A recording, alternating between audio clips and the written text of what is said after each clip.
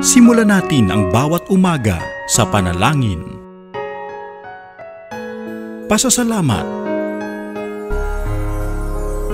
pag-asa, at sa salita ng Diyos. Dito lang sa Daylight Devotion. Good morning sa ating mga ka-Delight. Ako po si Pastor Ponce ng JILGHQ Katuparan Taguig. Start your day right, mga kapatid. Simulan ito sa panalangin, pasasalamat at pag-asa at sa salita ng Diyos. Dito lang sa Daylight Devotion. Araw-araw, tuwing umaga, sa ganap ng alas 8 ng umaga sa Light TV channel at sa ating Facebook Live sa Light TV God's Channel of Blessings Facebook page. Mapakinggan din tayo sa DWCB 91.1 FM sa Palawan at sa DCJV 1458 Radio Calabarzon. Tayo naman po'y dadako sa ating pag-aralan, but bago po lahat yan, tayo muna ay saglit manalangin.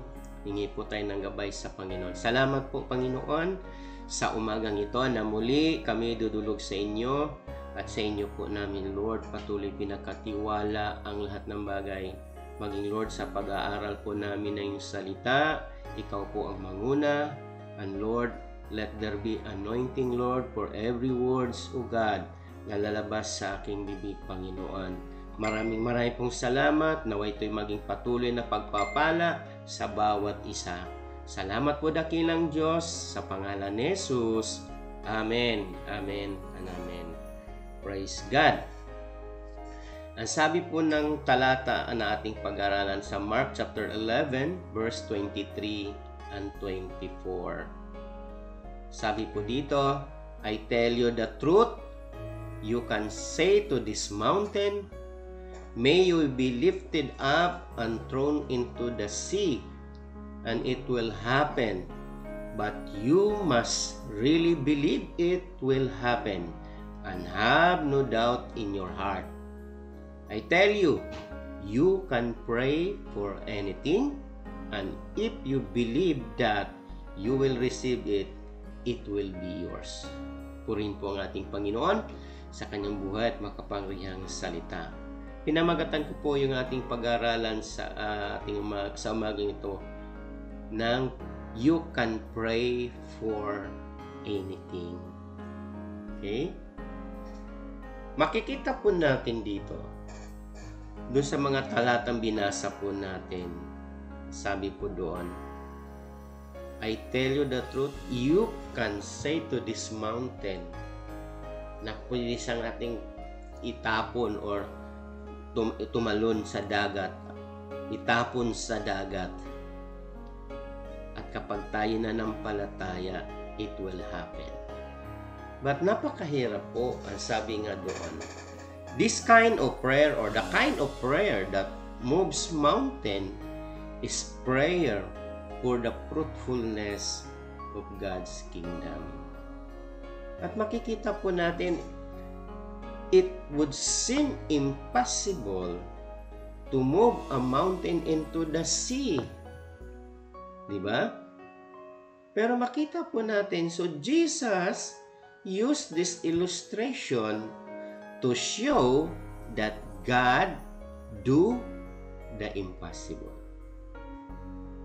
Okay? Nothing is impossible with God. Ganon din po yon yung sinahalin tulad nga niya, yung sinabi niya, it is better for a camel na dumaan dun sa butas ng karayom kaysa isang mayaman na makapasok sa kaharian ng Diyos. Napaka-imposible. Kamelyo dadaan sa butas ng karayom. They are all impossible. Makita po natin. But this illustration, ang sabi po nun, ginagamit na Jesus ng ating Panginoon upang makita, to show that God do the impossible. Paano ba tayo manalangin lalo na kapag tayo ay nasa gitna ng problema, matinding problema? At titigil ka na lang ba dahil sa tagal mo na minsan nananalangin at pakiramdam mo, di ka na narinig ng Diyos, di ka na narinig ng Panginoon? At maraming tao sa panahon natin ngayon na nag-give up na. Tumigil na sa kapapanalangin dahil pakiramdam nila malayo ang Diyos at hindi nila makamtan ang katugunan ng kanilang mga dasal. Yun ang akala nila. Pero tandaan po natin mga kapatid, ang sabi ng Biblia, kung titingnan po natin, pray without ceasing. Manalangin ng walang patid. Saan man tayo, ano man ang ating ginagawa, ano man ating gagawin, manalangin tayo. Para saan? Para saan po ba tayo manalangin? Marami po. Hingi ka ng gabay, hingi ka ng pangangailangan mo, sabihin mo sa Lord ang mga pangangailangan mo, kausapin natin ang Diyos. At tandaan po natin, ang Diyos ay sumasagot ng panalangin, ng ating panalangin sa kanyang kaparaanan. Sa kanyang kaparaanan tayo sinasagot ng Diyos. At minsan magugulat na lang din po tayo sa kaparaanan ng Diyos. Paano ba tayo sinasagot ng ating Panginoon sa ating mga panalangin? Maari kaagad-agad. Hindi po ba? Immediately sinasagot tayo sa ating kahilingan. Alam niyo po ba, madalas na itong bagay ito, pag naalala ko ito, sumasagot ang Diyos ng immediately. Maalala ko si Brother Eddie, yung mga kwento ni Brother Eddie, na one time, yung merong isang babae na siya na lang yung naiwan doon sa parking lot doon sa Amerika, at saka galing siya sa isang convenience store, at nung pauwi na siya, lumalapit yung mga mga goons or mga hoodlums doon, nagtatawanan. Di ba? Na, yung mga kwento, immediately, nung nanalangin siya sa Lord. Dahil nung una, nung hindi pa siya nanalangin, kiniklik niya ho yan, ina-start niya yung kanyang sasakyan, hindi nag-i-start. At nagtatawanan yung mga At nung nanalangin po siya sa Panginoon, Lord, tulungan mo ako, ilayo niyo ako sa mga masasamang ito. Immediately when he started her car, it started. At siya po'y nakaalis. Immediately, sinasagot po tayo ng Panginoon. Alam ng Diyos kung kailan siya sasagot. Lalong-lalo na sa mga kalagayan na ganito. Ang Diyos ay sumasagot immediately, agad. At maaari ang Diyos ay sumasagot ng ating panalangin na na-delay. Delayed ang kanyang pagsagot sa atin. Maaari na wala pa sa kanyang timetable. Maaari na mayroon pa siyang inaayos sa buhay ho natin. At tinitingnan pa niya tayo kung paano talaga tayo sumusunod sa kanya. Nade-delay lang. Pero tandaan mo natin, sometimes hindi naman po nade-delay at hindi naman po dinideny ng Lord. Gusto din ni Lord yun, kaya lang wala pa sa kanyang timetable. At maaari din po na tayo din po ay sinasagot ng Diyos in a disguised way. Iba ang kasagutan sa mga panalangin natin sa ating hinihingi sa Diyos. Ngunit tandaan po natin, ito hindi hamak na mas maganda o mas mabuti kaysa ating mga kahilingan. Pero tandaan natin, alam ng Diyos ang mabuti para sa atin. Kung hinihingi mo ito isang bagay nito, maaari na sinagot ka na, pero hindi mo lang alam kasi hindi ito yung kahilingan mo, but God answers you in a disguised way. At isa pa, ang Diyos ay sumasagot din po. Hindi sumasagot ng ating pagkahilingan. Sometimes God does not answer our prayer. Tandaan po natin yan. Hindi lahat ng ating panalangin ay tinutugon ng Diyos. Mahal tayo ng Panginoon. alam niya ang lahat at batid niya na mayroong mas higit na maganda para sa atin. Kaya doon sa ating kahilingan, hindi niya sinasagot ito dahil baka ikaw ay mapahamak. Ganun pa man, mayroong mas magandang bagay na nakalaan para sa atin.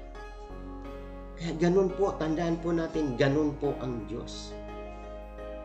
Kung hindi pa tayo sinasagot ng ating panalangin at kung pakiramdam mo malayo ang Panginoon, no, hindi po malayo ang Diyos.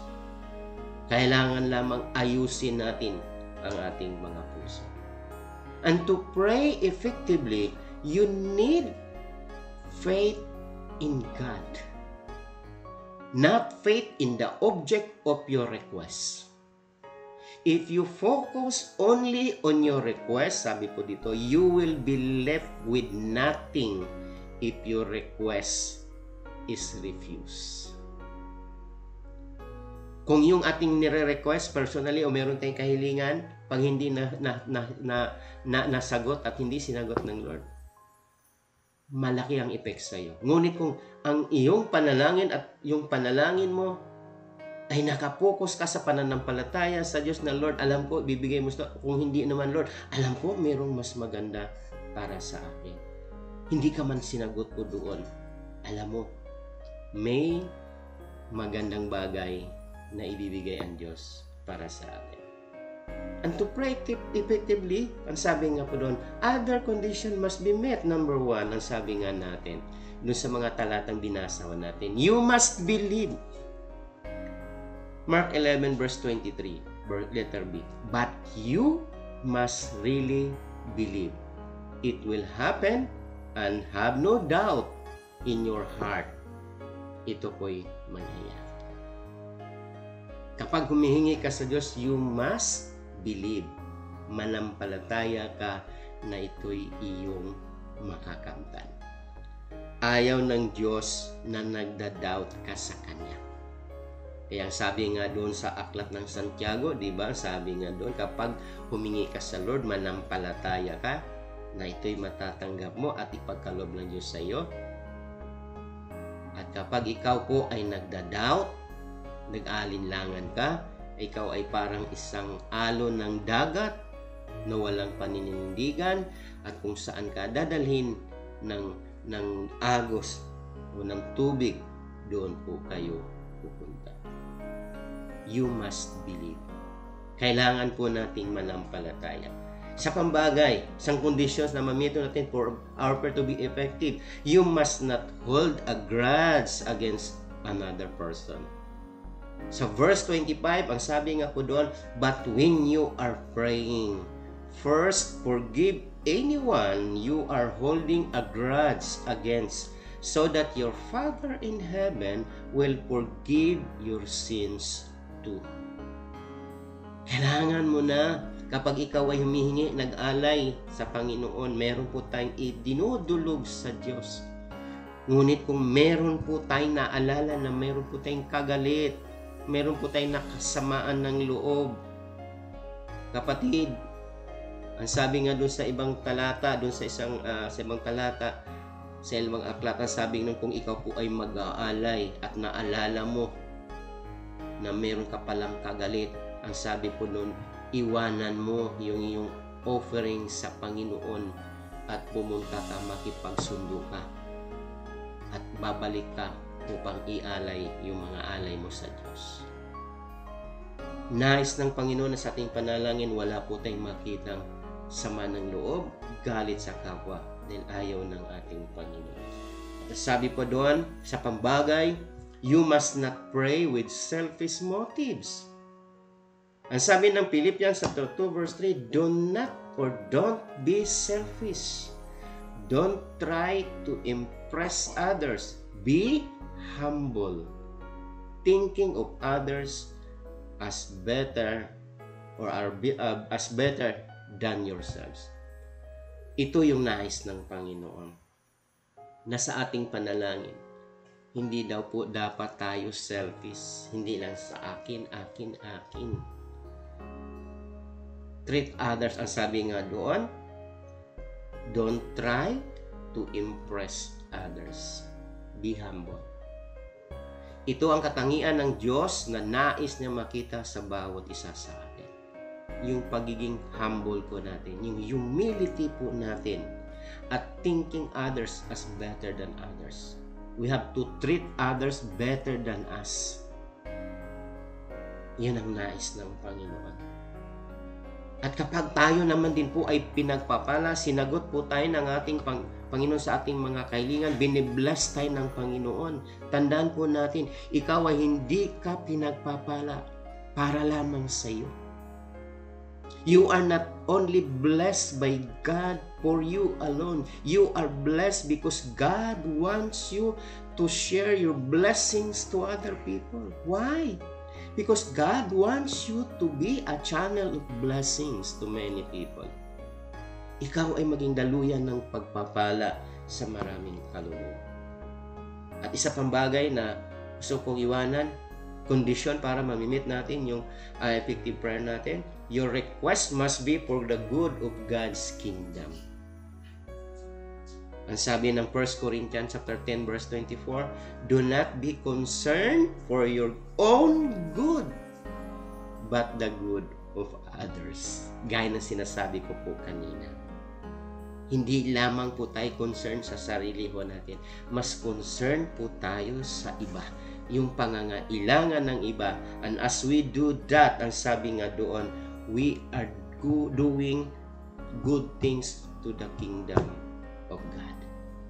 Kaya po mga kapatid, makikita ho natin yung kahalagahan na ang bawat panalangin na ating idinudulog sa Panginoon, gaya ng sinasabi ng Diyos.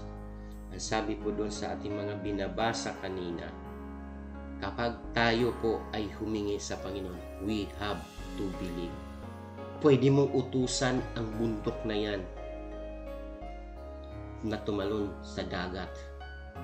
At napakahirap po yun. Sa totoo lang po. Ito lang po ay illustration na ang mga bagay na ito ay hindi kayang gawin ng tao. Ngunit sa Diyos, kaya niyang gawin. Kaya kaya kanyang pagpalain, kayang isupply ng Panginoon ang lahat ng ating mga kahilingan. Kung sa tingin natin imposible, posible sa ating Diyos na buhay. Kaya makikita po natin, ang sabi nga po doon, our prayers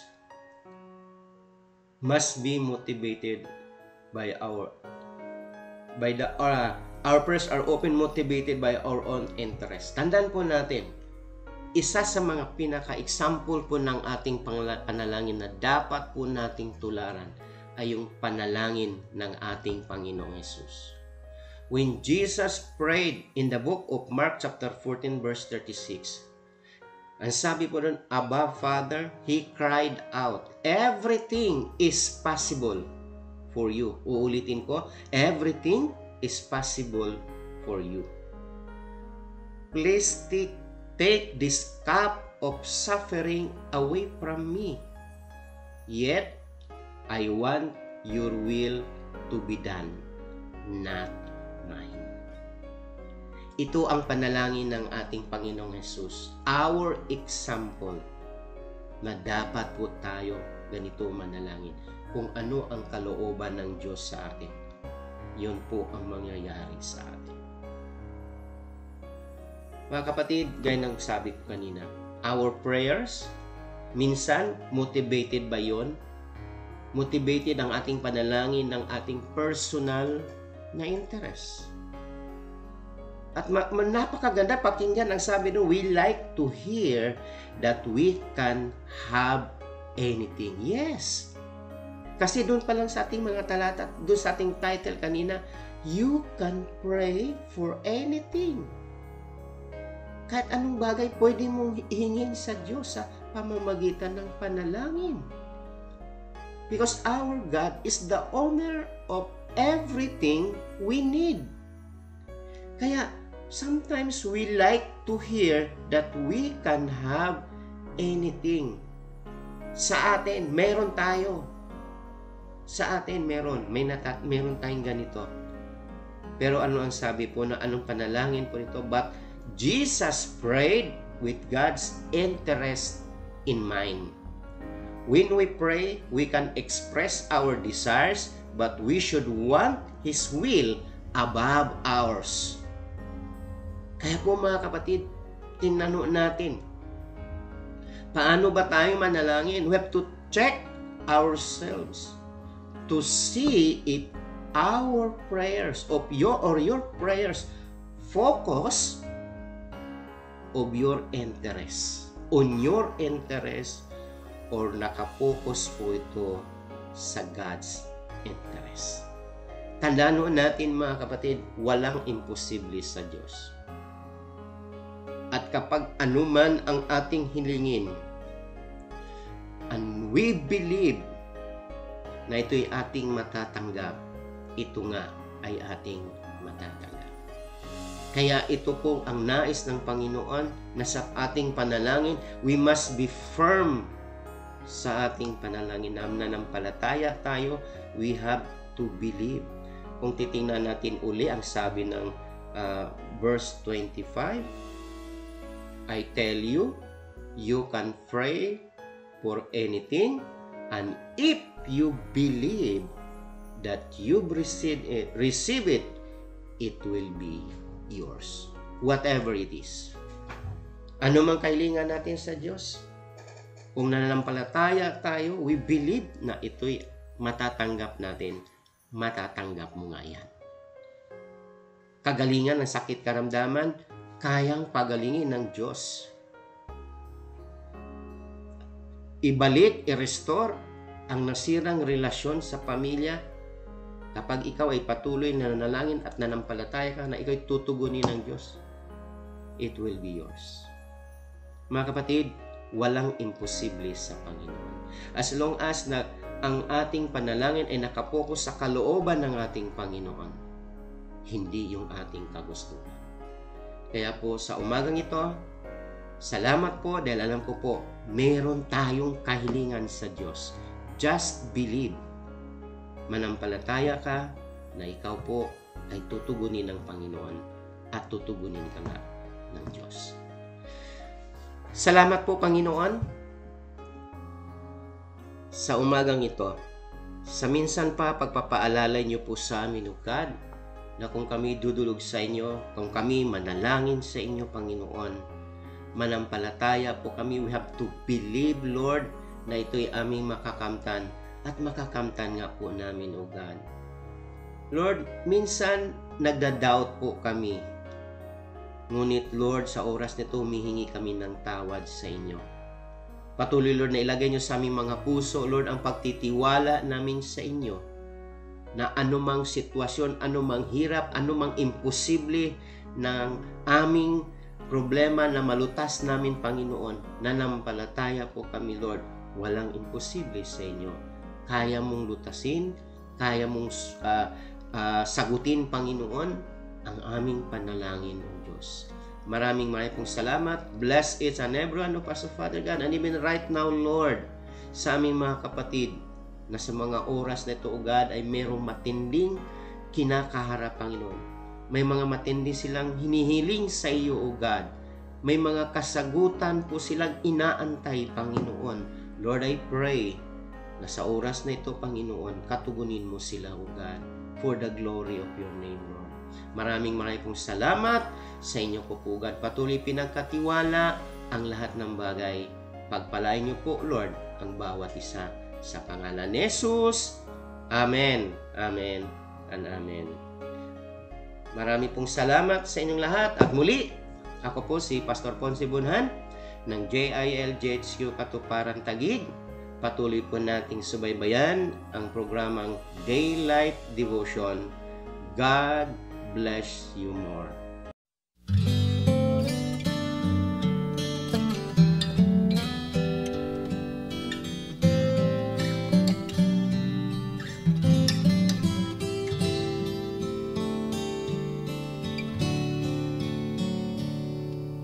Sadyang kay buti ng ating Panginoon, nagtatapat sa habang panahon, maging sa kabila ng ating pagkukulang, biyaya niya'y patuloy na laan.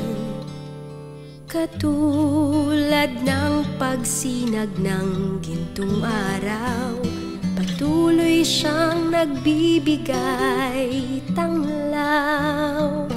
Kaya sa puso ko't damdamin, katapatan niya'y aking pupurihin. Dakila ka, O Diyos, tapat kang ang tunay, magmula pa sa ugat ng aming lahi. Mundo'y magunaw man, maaasahan kang lagi, maging hanggang wakas nitong buhay.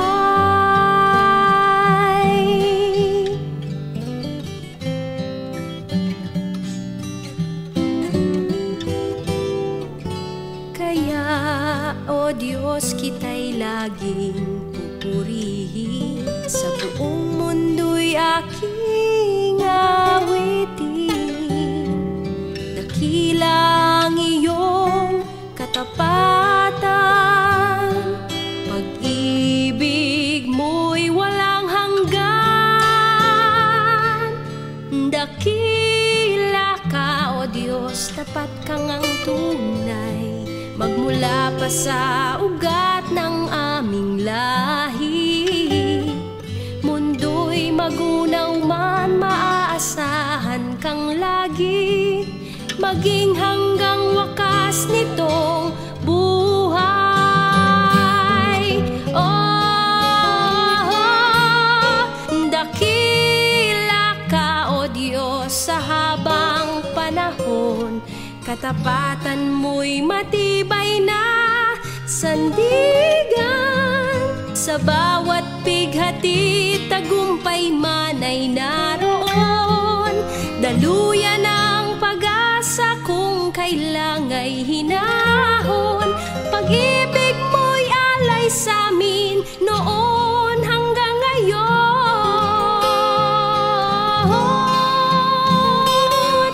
Dakila ka,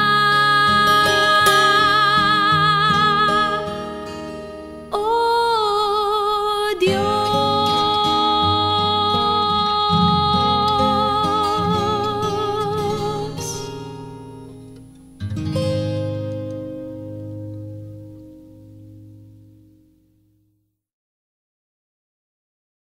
Simulan natin ang bawat umaga sa panalangin.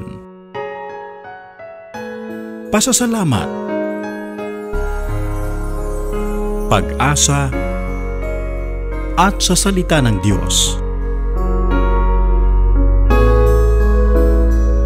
Dito lang sa Daylight Devotion.